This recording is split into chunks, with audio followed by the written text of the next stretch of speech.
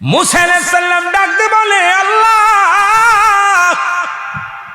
এগুলো তুমি কেমনে বিচার করবা গো? লক্ষ লক্ষ কোটি কোটি মানুষের বিচার তুমি কেমনে করবা? কেমনে তুমি যাচাই বাছাই করবা? আমার আল্লাহ বললেন, মুসা রে তুমি পাহাড়ে চলে যাও, পাহাড়ে চলে যাও। ময়ূর পাঠাইলেন। আমার আল্লাহ কয়, মুসা রে জবাই করো। জবাই করানো হলো। জবাই করিয়া গোস্তগুলো ভালো করে বানালেন। বানানোর পর আমার আল্লাহ কয়, মুসা রে হুকুম দিলেন, মুসা রে এই গোস্তটা একটা পাতিলের মধ্যে নাও। পাতিলের মধ্যে নিয়ে, পাতিলের মধ্যেই নিয়ে তুমি কি করো, এটাকে ভাজাও। ভালো করে বাজাইলেন, ভালো করে সুন্দরভাবে মিশ্রিত করলেন তিনটা প্রাণীর গোস্তটাকে নিয়ে। মুসলমান শুনে নাও, অনেকেই বলতে পারেন আমার আল্লাহ কেমনে বিচার করবে?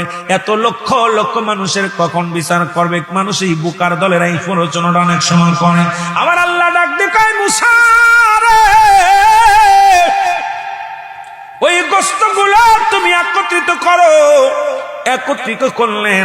এবার আল্লাহ কয়, মুসা রে তুমি আমার ময়ূরের গোস্ত, এক ময়ূরের গোস্তটা দাও।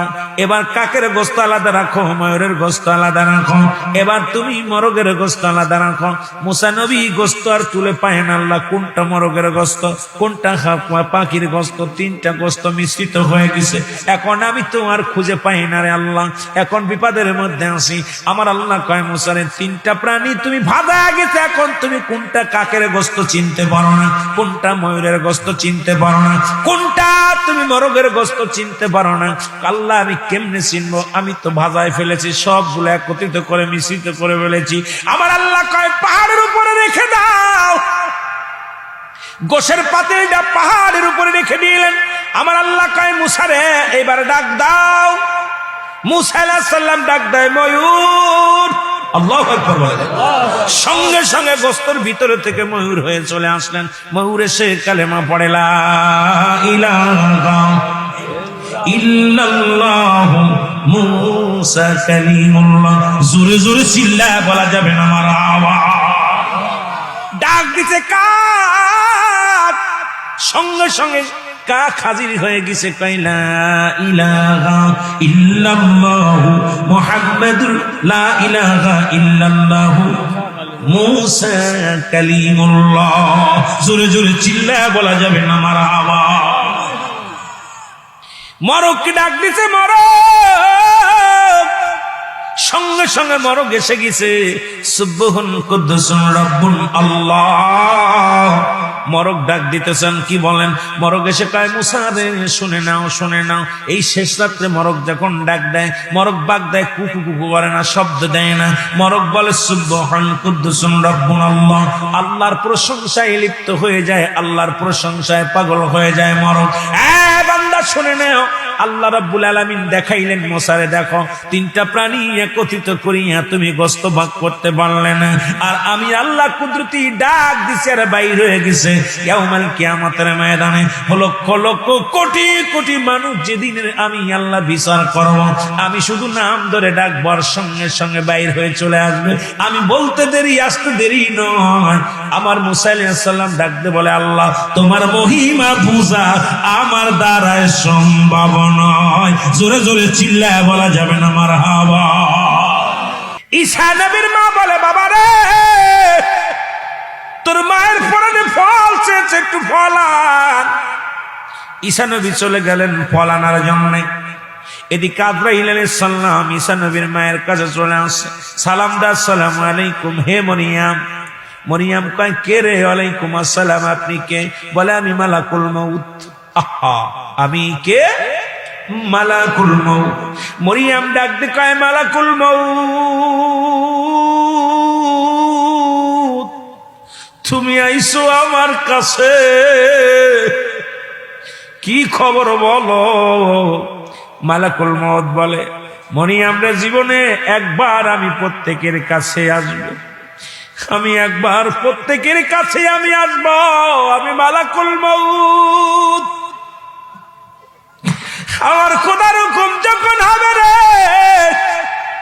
একটা মিনিট পরে নয়, একটা মিনিট আগে নয়, আমি আজরাইল হাজির হয়ে যাব, রূহটা বাইর করে নিয়ে চলে যাব। জোরে জোরে চিল্লায় বলা যাবেন আল্লাহু আকবার। আজরাইল বা মুসলমান শুনে যাও। মারিয়াম বলে আজরাইল রে কি খবর তুমি বলো। বলে মারিয়াম আপনার রূহটা নেওয়ার জন্য আল্লাহ হুকুম দিছে, আপনার রূহটা বাইর করে নিয়ে যাব এখনই আমার আল্লাহ হুকুম দিছে। মরিয়াম কয়, মরিয়াম ডাক দে, মরিয়াম আলাইহিস সালাম ডাক দে বলে আজরাইল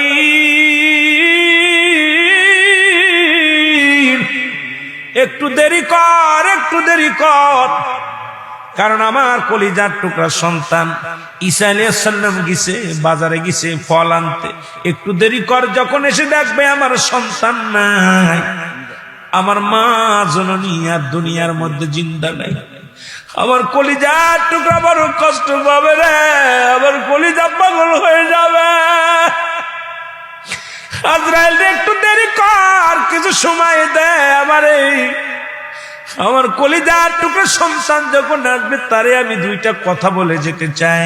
মরিয়াম বলা পর আজরাইল কয় না না, সম্ভব নয়, একটা কথা বলাও সম্ভব নয়, আপনাকে আমি একটা মিনিট টাইম দিতে পারবো না, সময় হয়ে গেছে, চলে যেতে হবে। মরিয়াম আজরাইল যে তুই আমার কোনো কথা শুনবি না, আমিও মরণকে ভয় পাই না, যাও আমার রূহটা নিয়ে যাও। সঙ্গে সঙ্গে মা মরিয়াম আলাইহিস সালামের রূহটা বাইর হয়ে গেল। জোরে জোরে চিল্লায় বলা যাবে না আল্লাহু আকবার।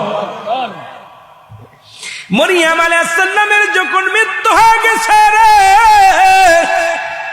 হে যুবক বন্ধুরা শোনো, ঈসা আলাইহিস সালাম বাড়ি আসলেন, এসে দেখে মা জননী শুয়ে আছে, ঘুমায় আছে।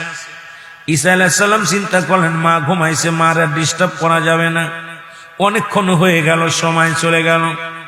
ঈসা নবী চিন্তা করে আমি তো বাড়ি আসলে মা জেনে যায়, আমি যখন পায়ের শব্দ হয় জনম দুঃখিনী মা ঘুমায়া থাকে না, আমার মা লাফ উঠে বলে বাজান রে তুমি কত কষ্ট করে আসছো, মা যেহেতু এখনো আমাকে বাবা বলে ডাক দেন নাই, সুতরাং আমার মা কেমন ঘুমাইলো দেখে আসি।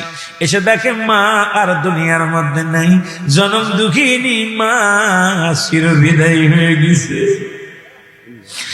দুঃখিনী মা মা মা বলেছে কাঁদে, কান্দে সাল্লাম কান্দে বলে মালিক তুমি আমার মারে নিয়ে গেলা, আমি কারে নিয়ে বাঁচবো, কার কাছে মনের দুঃখ বলবো আল্লাহ, আমি ঈসা নবী বড় ইতিম হয়ে গেলাম গো আল্লাহ, আমি কার কাছে মনের কথা বলবো আল্লাহ। আল্লাহ আমার মা যে ফল আনতে বলেছিল আমি ফল নিয়ে আসলাম, এখন আমার মাকে আর পাই না, মাকে আর কেমনে ডাকবো।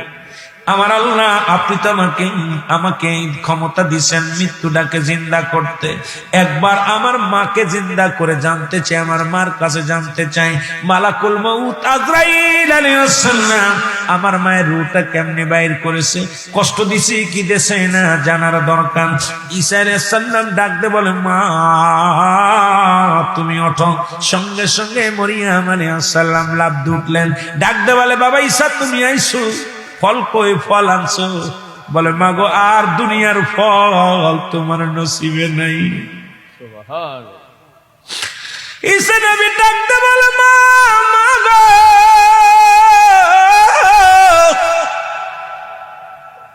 এই দুনিয়ার মধ্যে আর কোনদিন দুনিয়ার ফল তোমার নসিবে নাই, আমি তোমাকে জাগাইছি, আমি জানতে চাই আজরাইল আলাইহিস সালাম তোমার সাথে কি ব্যবহার করেছে। ও বাবা মৃত্যুবাসী কবরবাসীদের স্মরণের মাহফিল, এই জন্য কথায় কথায় বারবার মরণের কথাটা মনে এসে যায়। ভাইরা আমার, বন্ধুরা আমার, মা মরিয়াম ডাকতে বলে বাবা ঈসা রে মৃত্যু এত কঠিন, মৃত্যু এত যন্ত্রণা, দুনিয়ার মধ্যে তোমাকে আনতে যাইয়া তুমি আসলে বাবা গো, এত কষ্ট আল্লাহ আমারে দেয় নাই, কিন্তু মৃত্যু যন্ত্রণা বড় কঠিন। আমার ঈসা আলাইহিস সালাম ডাকতে বলে আজরাইল আমার মার সাথে কি ব্যবহার করেছো বলো। আজরাইল বলে হুজুর সবার রূহটা বাইর করার জন্য আমি জমিনের মধ্যে আসি না, একমাত্র ইমানদারের রূহটা জানটা কবজ করি। আল্লাহ নবী